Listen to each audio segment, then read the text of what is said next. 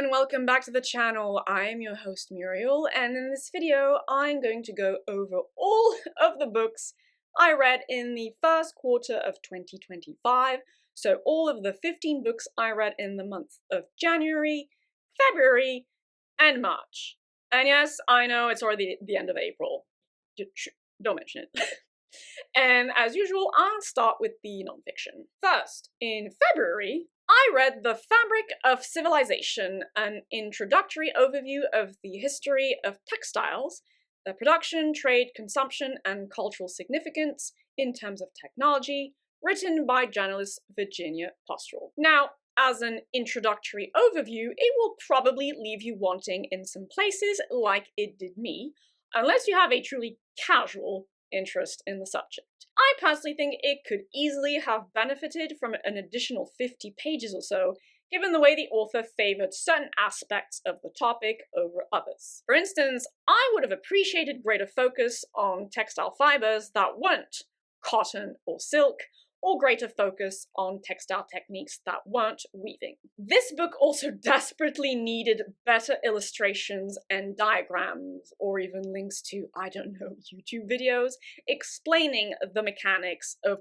things like weaving, or even knitting, or crochet. I've dabbled in weaving specifically before. I am a good visual thinker, but a lot of the technical stuff was only explained through text, and I really struggled to picture things accurately. I also think there was something missing here in terms of broader anthropological and sociological analysis. Maybe that's just because my favorite kind of nonfiction, for these kinds of topics at any rate, at this point, tends to be on the more academic and ideally multidisciplinary side of things, and this book didn't exactly fit that template. There was also a certain lack of, it sounds meaner than I mean it to, but critical thinking, I suppose, to my mind, when it came to neoliberal consumerism as a phenomenon. Maybe. I'm willing to concede that may have simply been me reading too much into the author's tone and focus, so take that as you will. Still, overall, I enjoyed this book. It was interesting, informative, and it mostly kept me engaged throughout. So I'm more than happy to keep it in my nonfiction library as a decent reference on the topic. Also, it was a gift from my lovely partner, so thank you to him, and to be clear, I would recommend this book if you're interested in this topic. Then in March, I read What an Owl Knows, written by Jennifer Ackerman, and the third book I've read from this journalist. The first two being The Genius of Birds and The Bird Way, books about avian cognition and broader avian ethology, respectively. This one, as you can probably guess from the title, focuses entirely on owls, my third favorite group of birds after corvids and pseudoscience, so parrots, and provides the reader with an engaging and comprehensive overview of owl science, with both grayscale and full-color pictures too. I really liked the fact the book covered a lot of different owl species, and that it included a chapter on owls in human culture, folklore, etc., as well as a chapter on owls as pets, or relationships between human beings and owls more broadly, because generally speaking, it's a very bad idea to have an owl as a pet. Don't do it, folks. I also really appreciated the way the author emphasized the contribution of amateur or citizen scientists to research, and the way she put researchers' passion and love for owls and the natural world as a whole forward. Now, if I'm being honest, the book did feel a little long, perhaps even dragging at times, though that is principally because I wasn't necessarily the most interested in the minutiae of, I don't know, data gathering out in the field. I'm more into ethology proper and cognitive research rather than, say, feeding habits and the like when it gets into more detail. Unless it's, really about my top favorite species. Still, I learned a lot, like the fact owls' auditory nerves link up with their optical nerves, which means they might potentially see sounds. That's freaking cool. And I found the way the author chose to wrap it all up very poetic, even moving. I mean, tears in my eyes. It was just beautifully done.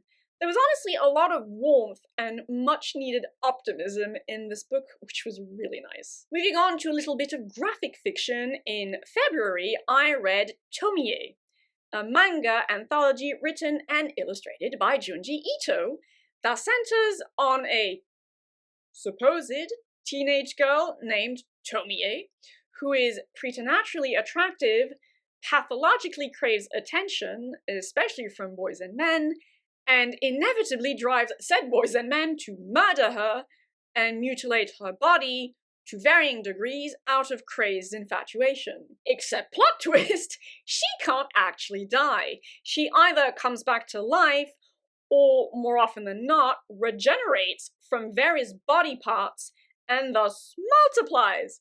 Necromitosis. Yes, I just made that up, you're welcome. So there are plot shenanigans involving multiple Tomies and lots of body horror. Unfortunately for me, it's the worst Junji Ito manga I've read to date. It was way too long and way too repetitive. Given this was essentially a collection of related vignettes or very short stories centered on the supernatural, science fictional character of Tomie, there was no real overarching story here, and no true resolution to the very mystery of Tomie. She remained basically a demonic, succubus-like cipher, and that was that, which I found kind of disappointing. I get that you can sort of read theming on the objectification of women, sexual violence committed by men against women, and how the responsibility for said sexual violence is often laid at the feet of victims out of this story through the embodied metaphor, shall we say, of its character Tomie, but I mean, it was honestly a pretty janky metaphor. I'm also not a huge fan of stories overcommitting to embodied metaphors in any case, because as far as I understood it, Tomie is a supernatural monster who enjoys violence, if only to a certain extent, and who also seduces children, if I got that right, which, you know, is pretty fucked in terms of theming.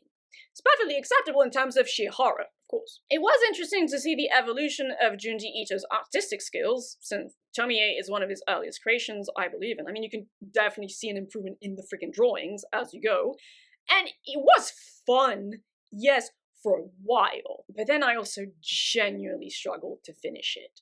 Those last 300 pages, it's like 800 pages total, were honestly kind of boring. Like, I was bored. It was just too much. So, yeah.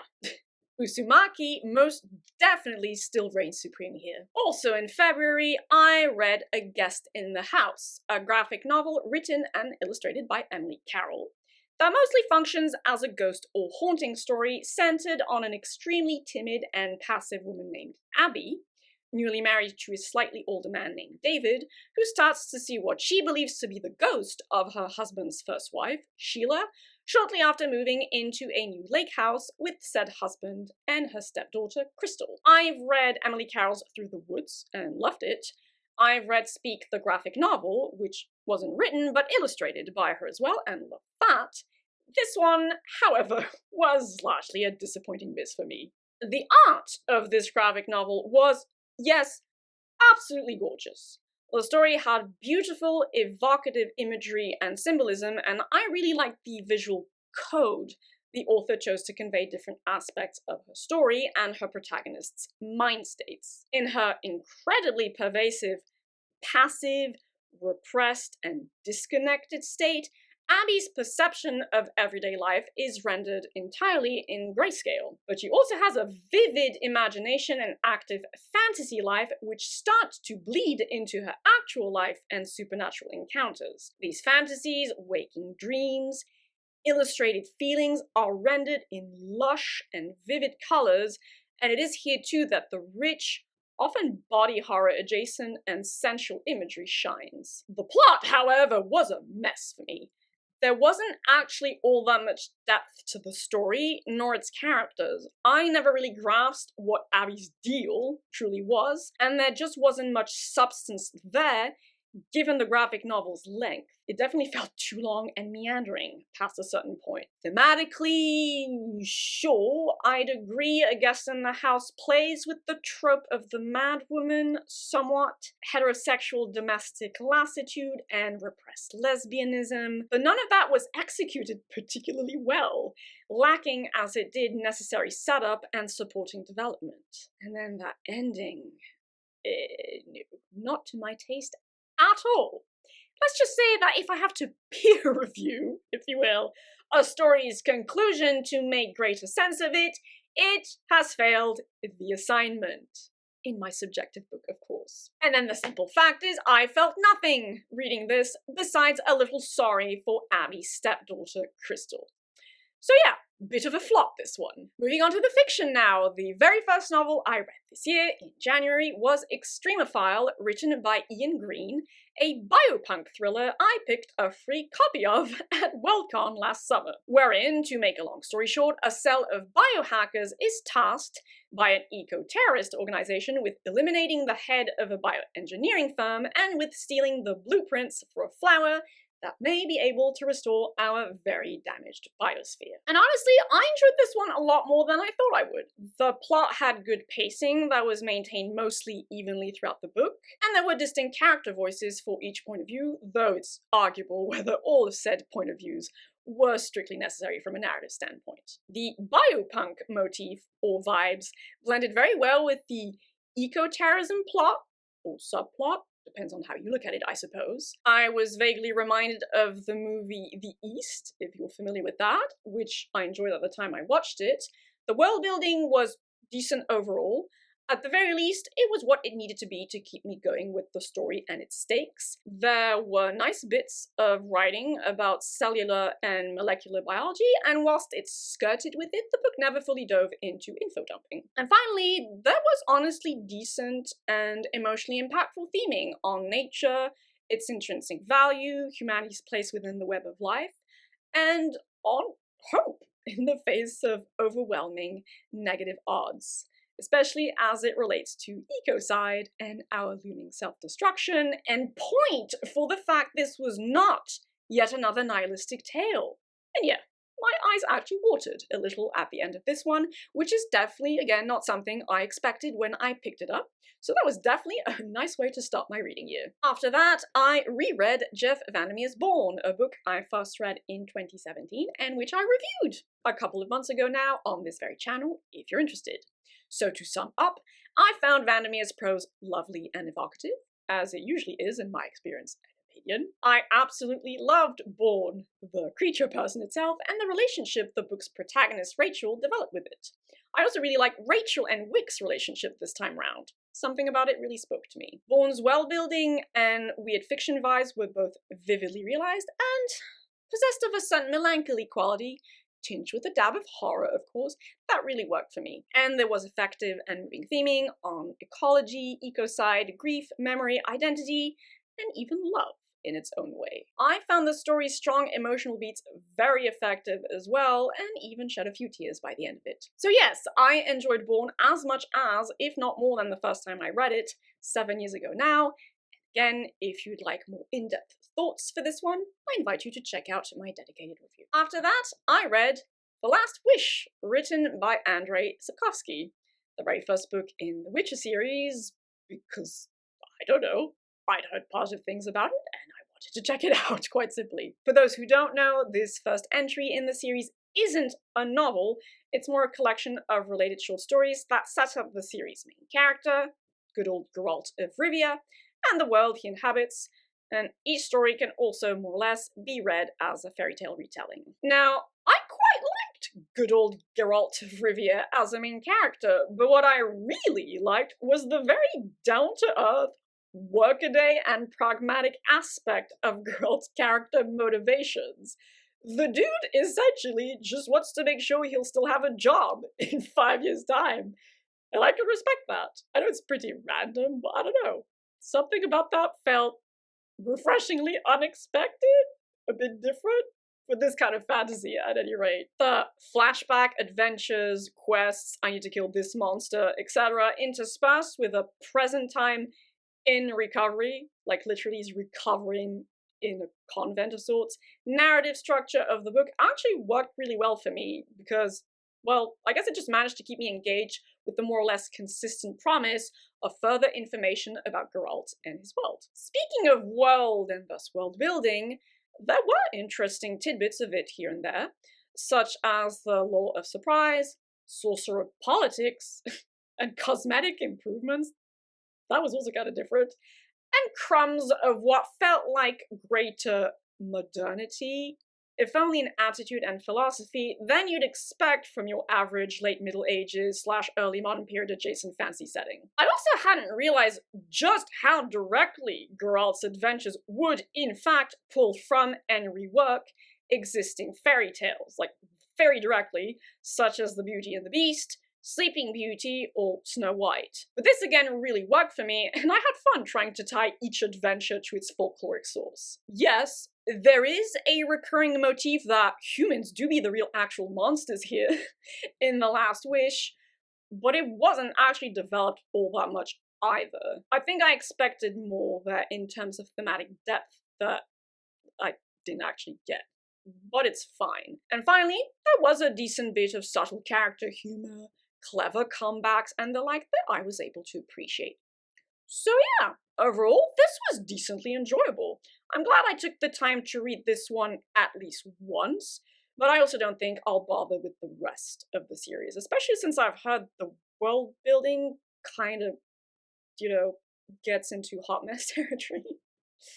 Though perhaps I'll fuck around with one of the video games someday, given how much I've been enjoying CD Projekt Red's Cyberpunk 2077. Then, in February, I read Nettle and Borne, my third T. Kingfisher book.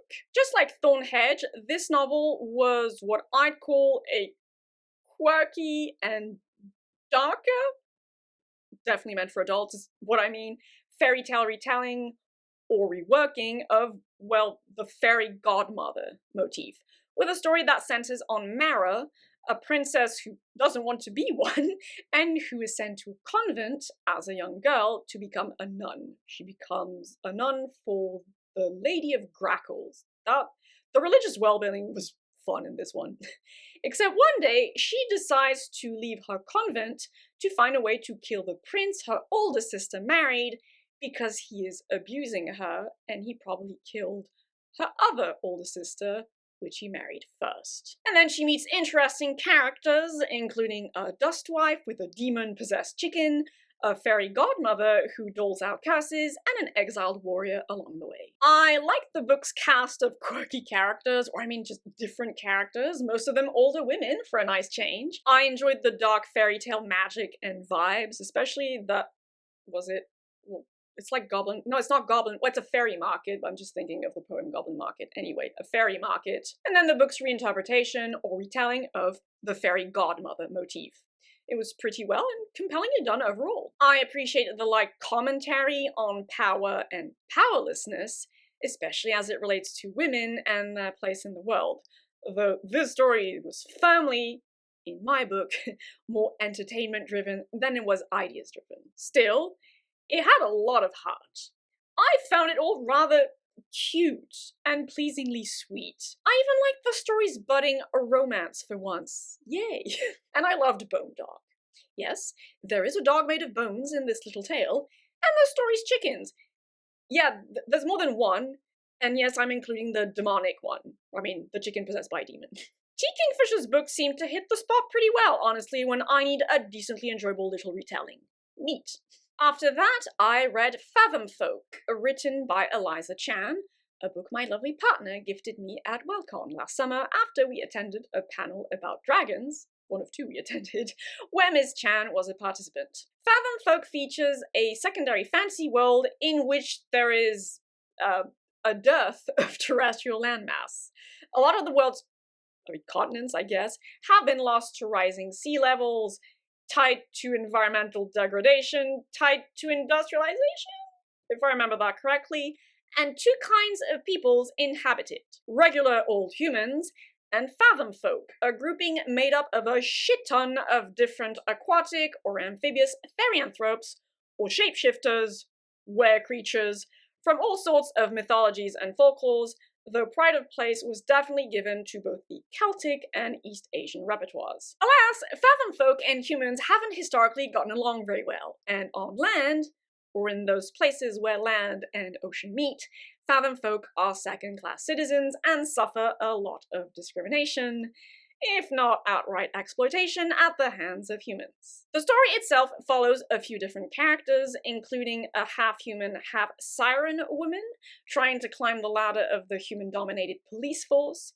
her partner, a were-dragon, and Fathomfolk noble living amongst humans as an ambassador, his sister, a rebellious young woman who dreams of liberating Fathomfolk from their human oppressors, and a were-octopus, is what I'm going to call it, sea witch, with designs of her own and who can clearly be read as a reinterpretation of the villain from The Little Mermaid, in a way I actually really liked and thought worked pretty well, honestly. I found the world-building of Fathomfolk refreshingly original and decently fleshed out.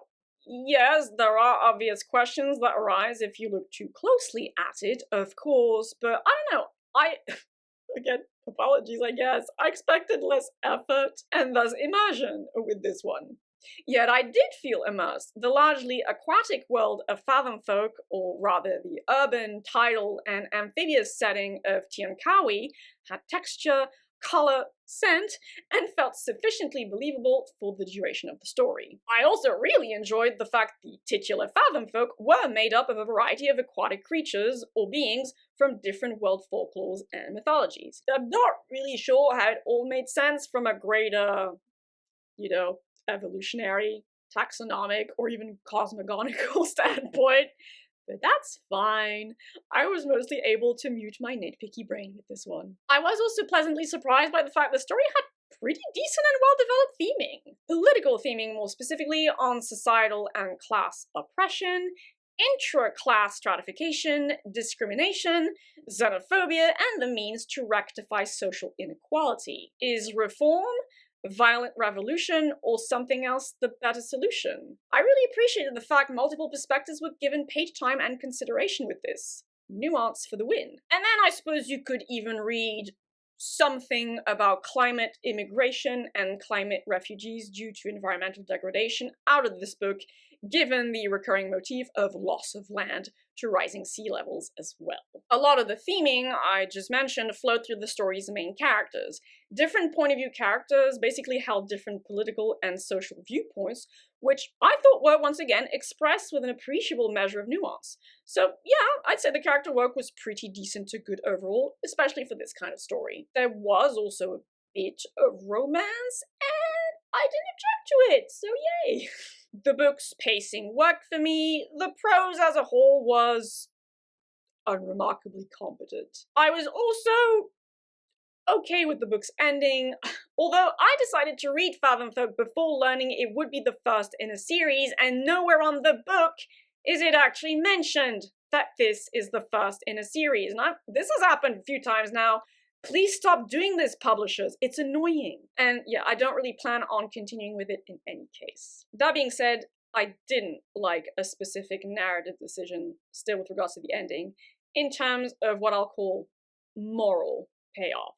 But it wasn't a huge deal either, and overall, honestly, I was pleasantly surprised with this one. Then I read The Crane Husband, written by Kelly Barnhill, a novella told from the point of view of a young girl who lives on a family farm with her younger brother and their recently widowed mother, who is an incredibly gifted weaver, but not a particularly attentive parent. Then one day, she brings a crane home and presents it as her new boyfriend. The problem, beyond the feathered obvious, is this avian boyfriend turns out to be pretty violent towards her, and all of that kind of works as a metaphor for domestic abuse, amongst other things. The literal power and symbolic meaning of transformation seems to be a motif particularly favored by Ms. Barnhill, at least judging by the 2 books I've read written by her. The novel When Women Were Dragons, a soft new fantasy favorite from 2023, I have a review of if you're interested, and well, now the novella The Crane Husband, which unfortunately I didn't enjoy quite as much of the former. That being said, I still found it very poetic and quietly beautiful, for lack of better wording. It's just that the symbolism here and theming rooted therein didn't feel as defined and graspable as it did in When Women Were Dragons. Said theming definitely felt very related to some of that of the latter, though. The quiet oppression of female domesticity, domestic violence, the often complex push and pull of familial bonds of love, the deleterious constriction of the female self, etc., all were present, as they are present in When Women Are Dragons, albeit more strongly for When Women Were Dragons. The Crane husband, however, also plays a bit with the following question: what does it mean to be an artist, to create art?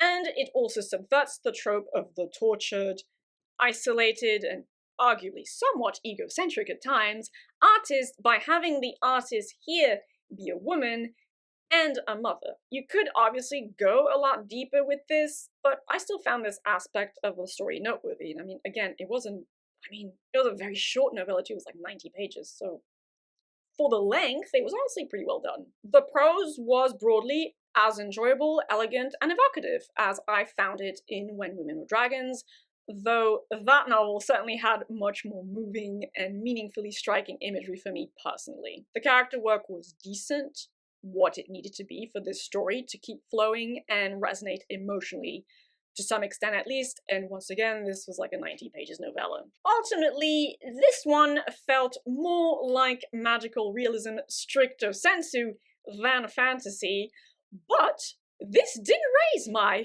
anti-magical realism hackles too much, thankfully. Still, whilst I found meaning in the Crane theoryanthropism at the heart of this book, in terms of domestic and emotional abuse specifically, I'm also not entirely sure I really got all of it, especially when you consider the fact the women of the protagonist's family also transform into cranes or other kinds of birds, and the mother does too eventually. Yeah, it really muddled things for me, which I guess just kind of comes with the territory of magical realism, which, you know, generally I don't like at all. I'd wanted to read this one for a long while, and so I'm glad I finally got around to it. Like I said, there was beauty here and delicate, meaningful symbolism, all in bite-sized snack, sorry, novella format. But for me, yes, When Women Were Dragons clearly stands as the superior work. With all that said, though, I'd definitely be open to reading more of Ms. Barnhill's work in the future. In March, I read Morning Glory Milking Farm. That title, though. Written by C.M. Nascosta. I'll cut right to the chase with this one. It's me, fancy smut, with monsters. So this one is for all you monster romance fans. That features minotaurs being milked for their semen. With their consent, though. They get paid for it. So don't worry, because I actually worried about this for a hot second. There is no exploitation happening here. And which is set in a world where theranthropes just exist as a minority of the humanoid to humanoid adjacent population. And never in a million years would I have expected to enjoy this at all. But enjoy it, I mostly did. And I also did a thorough reading vlog for this one if you'd like all the nitty-gritty juicy details. In lieu of that, Morning Glory Milking Farm was surprisingly sweet, of all freaking things. I can't tell you how surprised I was to discover how good the romance in this thing was. Yet there you have it. Because this wasn't just very amusing, memey, fancy smut. No, it actually had a pretty wholesome and believable romance. The actual development of a relationship. Wow! No insta-love here, no siree. Something like Fourth Wing can honestly, genuinely, from the bottom of my heart, go fuck itself compared to this. That's right, I said it. Now, don't get me wrong, I couldn't. Actually, with the whole Minotaur thing, because yes, spoilers, he really is a Minotaur. He has a freaking bovine head. No, I can't. I can't. It's way too close to zoophilia for comfort. Not that I think the author endorses zoophilia at all, to be crystal clear. I'm also not personally into the intense fluid dynamics or glory holeness of this story smut. to each their own, it's not my thing. But putting that aside, this thing had surprisingly good prose too, of all things. There was a really nice rhythm to most of the text sentences, to the story's overall pacing as well, and I didn't dislike the rather skillful blending of higher level and cruder vocabulary, some of which absolutely did not work for me, let me tell you, but your mileage will obviously vary widely with this. The world building was also surprisingly good for this kind of story, engaging and grounded in, broadly speaking, real life. Despite the fact, innumerable therianthropes were also bopping about the page. It kept me intrigued and interested and gave off cozy vibes. Yeah, that's right. I'd honestly go so far as to call this cozy fantasy smart romance, or, cozy Mimi fantasy smart romance. There was a fair bit of charm here, delightful quirkiness, and, well, yes, absurdity, because, duh, really. I laughed out loud several times reading this thing, and certainly more than I did reading Ice Planet Barbarians as a point of comparison. So, yes, a very nice surprise indeed, which is why I'll happily check out some of the other entries in this series in the future, if only because I really want to know how the fuck sex even works with a Mothman. After that, to be sure, wild ride, I read Lolly Willowes, written by Sylvia Townsend Warner for a buddy read with my bestest bookish friend. It follows a character named Lolly Willowes, a woman who is a bit different. She's not social at all. I guess you could kind of read her as some sort of neurodivergent coded, and is sent to live with her brother and his wife after the death of their father, whom she was very close to. She basically took care of him in his old age and enjoyed living a quiet life in the countryside, taking care of plants and things like that. As a spinster, her family believes she might as well work as an unpaid nanny to her brother's children, and so she lives with them for like a decade or two, never really having a life of her own, nor even a true inner space of her own. But then one day, she decides she's had enough of all of that, fucks off to the countryside, and then becomes a witch. Kind of. So yeah, Lolly Willowes is, from what I could tell, presented as an early work of feminist literature, but for me, it was one of those books I found worth reading once as an item of literary and feminist history, but which didn't really work for me as an actual story. I just found it really odd in a way I found interesting rather than enjoyable.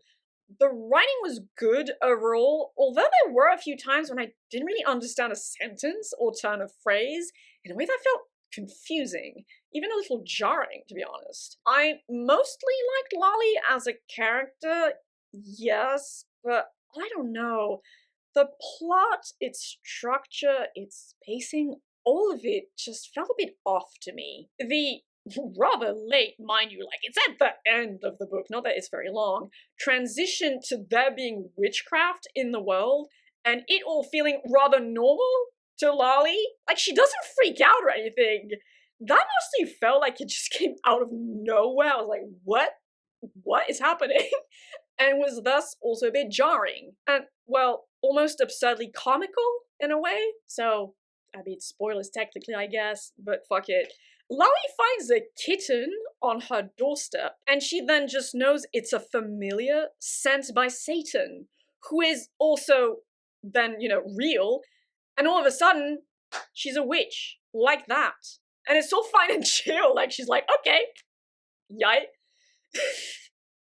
And then she goes to the local Sabbath and finds it all rather tedious, and yeah, because she's just really not social. Just as she's always found, well, formal social occasions rather tedious. And it was amusing, like I kind of laughed reading that section, but I'm not sure that's what the text was actually going for, if that makes sense.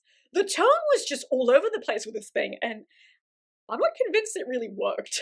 The book's theming was also very clumsily developed, mostly because it wasn't actually developed, as in, progressively expressed throughout the text. Rather, it all came in as one giant theming dump as Lolly chats with Satan, like literally Satan, in a quiet garden about the necessity for women to have space to themselves, okay, in order to develop their individuality, inner life, creativity, intellectual pursuits, etc., unhampered by the demands of the people around them, family members especially. You know what? I feel you. #valid. So yes, it was very a room of one's own, because that's mentioned in the introduction to the edition I read before. A room of one's own, but like, Virginia Woolf's text is a masterfully, mistressfully crafted piece of non-fiction. Lolly Willowes is supposed to be a piece of fiction and tell an engaging story within which theming can then be woven. But alas, the heavily expository nature of its theming just felt roughshod and heavy-handed to me. It just didn't work. Still, it was a quick read. It's very short and not fundamentally unpleasant. So I'm not mad about this one, but I also wouldn't ever reread it, that's for sure. After that, I read Who Fears Death, written by Nnedi Okorafor, another book I purchased at Worldcon last summer, simply because I wanted to try something by Nnedi Okorafor. I also saw her on a panel with Adrian Tchaikovsky. It was a lot of fun. To give an idea of the basic premise, Who Fears Death is a bit odd genre-wise. It's basically post-apocalyptic fantasy, or, I don't know, far future science fantasy, but really it works as fantasy more than anything else, just set in the far future in Africa. Very obvious signposts, so this being set in Africa. Though more specifically, you eventually learn the story is set in far future Sudan. Far future Sudan is inhabited by two ethnic groups, the lighter-skinned Nuru and the darker-skinned Okeke, who are seen and exploited as slaves by the Nuru.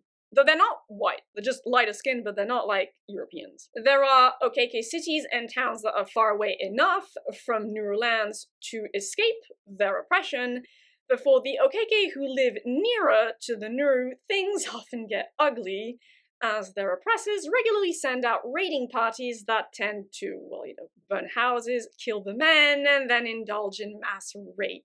And the children who are born from these rapes are called Ewu, are seen as cursed, literal children of violence and hatred, and are ostracized as a result. The story's protagonist, a girl named Onyesonwu, which literally means Who Fears Death, is one such Ewu child, and to make a long basic premise short, she might be the foretold solution to the racial conflict, or racial ethnic conflict between the Nuru and Okeke, in no small part because of the incredibly potent shamanic, that's how I viewed it, magic she has access to. Because yes, there is magic and a spirit world, tangible spirits in this version of reality, of far future reality as the case may be. And this book didn't really work for me as a whole. I did like the genre framing because it made the book feel a bit different, but unfortunately I can't say there weren't any issues with the world building. In fact, I felt pretty disconnected from the story and its world. Something didn't quite add up for me in terms of time and place, or a sense of time and place, chiefly because neither were particularly well defined, except, I suppose, for the latter, since you do learn that the book's Kingdom of the Seven Rivers used to be the Kingdom of Sudan. The thing is, you learn this at the very, and I do mean very end of the book. It's like 3 pages before the end of the book, and I was left wondering why it was even included. I guess it's because the plot revolves pretty heavily around the threat of genocide, racism, ethnic discrimination, rape as a tool of violent oppression, especially in the context of war and ethnic cleansing, all of which are, sadly, relevant to the situation in Sudan today, but it was just one mention, and again, 3 pages before the end of the story, and nothing else at all was done with it. You can easily tell the book's theming refers back to related phenomena in the real world, in Africa more specifically even, so what did name-dropping Sudan in the last few pages of the book actually accomplish or simply add? especially considering this remained fantasy with pretty strong magic. I honestly don't, I genuinely don't understand this choice, so I don't know, you tell me. Now, on a slightly more positive note, I actually liked the book's magic system, kind of.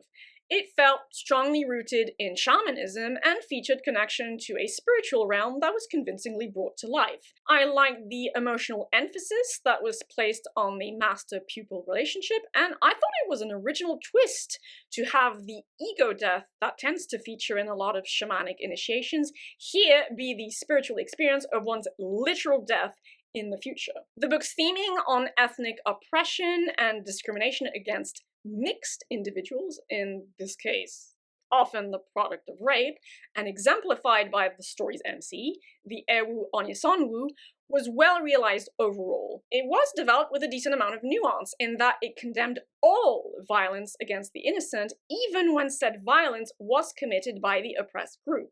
Here, the darker-skinned Okeke. It's pretty clear to me the book also tried to explore sex-based oppression. Onyesanwu's master initially refuses to take her on as an apprentice because she's a girl. Rape features pretty heavily in the story, and girls in Onyesanwu's hometown undergo FGM at the onset of puberty. But I didn't find this thread of theming nearly as well developed. Something felt missing there in terms of supporting foundations. Something just felt missing more broadly, honestly. There was a problem with the setting, like I said, in terms of time and place, and the story felt largely untethered as a result. And then the ending really brought it down for me too. It felt way too convenient, easy, and thus unearned. It was also pretty confusing, quite frankly. I'd definitely try something else by Nnedi Okorafor in the future, given I liked some things about Who Fears Death, but I certainly won't be revisiting this one. Also, if you are thinking about reading it, major content warnings for gang rape early on in the book and FGM, because both of those were a little rough to go through, even for me. After that, I read the Book of Elsewhere, written by China Miéville and fine Keanu Reeves, technically. And honestly, I enjoyed this one more than I thought I would. And that's because the Book of Elsewhere was clearly principally written by China Miéville and not Keanu Reeves. No offense to him, but I wasn't actually interested in reading his stuff. No. I wanted more of Miéville's fiction, and that's mostly what I got, so yay! The basic idea of an immortal warrior named Unut, or B, and born circa 80,000 BCE, working with the US military to discover just why he cannot die, or rather stay dead, must have come from Mr. Reeves, because it definitely does not fit the pattern of what Mr. Miéville usually plays with in his fiction writing. But the prose, the twisty and thoughtful storytelling, the mixing of playful and somberness in the story's tone, the quality of its theming on the meaning of life, death, and the unrelenting passage of time, and the weirdness of the whole Bobby Russa thing, all of that was wonderfully Miévillian. Again, yay! Unut felt decently convincing as an insanely old immortal character. His suggestion humanity had actually seen many grand civilizations rise and fall in its very ancient history was a cheeky and amusing nod to conspiracies regarding deep time, and I found it surprisingly pleasant to realize I was somewhat reminded of Jeff Vandermeer's authority while reading this book. So, no, not my favorite Miéville by any means, but still worth my time. Again, yay. And if you'd like to hear more, I invite you to check out the dedicated book review I very recently made for this one. Finally, I read Beloved, the modern classic written by Nobel laureate Toni Morrison, and it was not my cup of tea. For those of you who don't know, Beloved is set right after the American Civil War in the 19th century and tells us the story of a very small family unit made up of Setha, an escaped slave woman, her 18-year-old daughter, and Paul D., a man who becomes Setha's partner and who used to live on the same plantation as her. He is thus also a former escaped slave. Now, you don't really learn this at first, as such, but this is a modern classic often discussed in academic literary discourse, so I'll thank you for giving me some leeway with spoilers here. Setha killed one of her children when she was still a baby at some point in the past, and this has led her to being ostracized by the rest of the local black community. All you know about this child is that its tombstone was simply carved with the word beloved, as in dearly beloved, as that is all Setha could afford with prostitution, which, that in itself was just so tragic and heartbreaking to read. Oh. But then you're also told the baby's ghost haunts the house Setha and her daughter live in, and that this ghost chased her two sons away. But then it is exorcised when Paul D moves in with them. Then, shortly after that, a 19-year-old woman comes out of the woods and shows up on their doorstep, very confused, and they decide to take her in. She doesn't know where she comes from, where her family lives, like she can't even give any names, nor does she know where she was supposed to be going. All she really knows is that her name is Beloved, or is that what they call her? Sorry, I've already forgotten. It was just like a lot. And so you're quickly invited as the reader to wonder whether this Beloved might not actually be the transformed and embodied ghost of Setha's murdered baby. So the one that was haunting the house, it got yeeted out of the house, and then it comes back as a 19-year-old flesh woman? No, I couldn't. I'm sorry, I really could. I did not expect this at all. I was like, the fuck, am I reading a ghost story right now? What is happening? I couldn't, because, well, wouldn't you know, Beloved is magical realism. Like, the real deal, full on, full steam ahead, boss of the world magical realism, and I just don't like that. I really can't. The more I try magical realism, the more I hate it. It's incompatible with my brain for whatever reason. And I did not know, again, I did not expect any of this. I was like, what? I did not know Beloved was going to be magical realism with freaking stream of consciousness sections on top of that when I picked it up.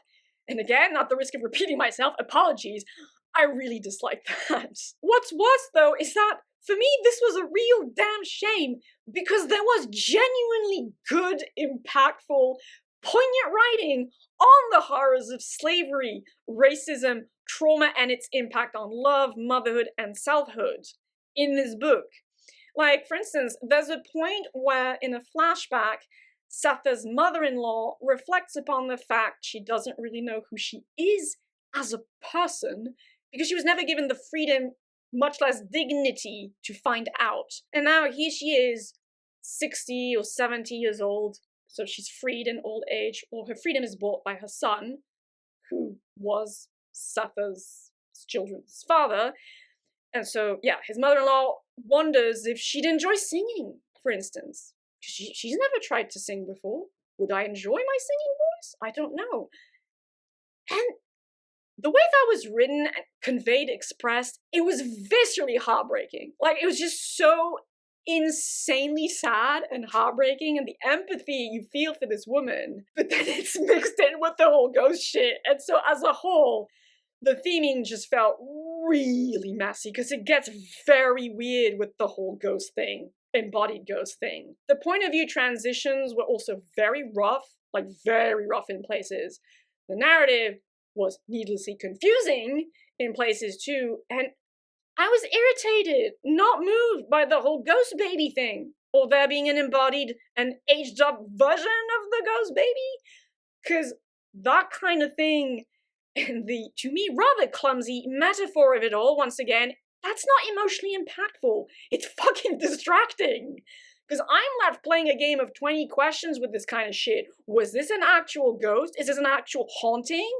Was this some kind of weird supernatural non-rotting Zambo? I mean, clearly it wasn't an actual zombie, but like, what the fuck was she? like, what was this thing? Was this a collective hallucination? Is that what the book was trying to do? It's like, oh no, it's not an actual real ghost. Everyone's just tripping balls with this shit. Like, just what the fuck? Why? Why was it written this way? Yeah, not my cup of tea at all. Like I said, in terms of style and execution, god damn, which is, once again, a shame. It's a damn shame because the raw substance, the thematic substance of this novel was pretty good. It had valuable to very valuable things to say about the dehumanizing horrors of slavery, about trauma, and love. But then it got a little too lost in the magical realism sauce. Oh well.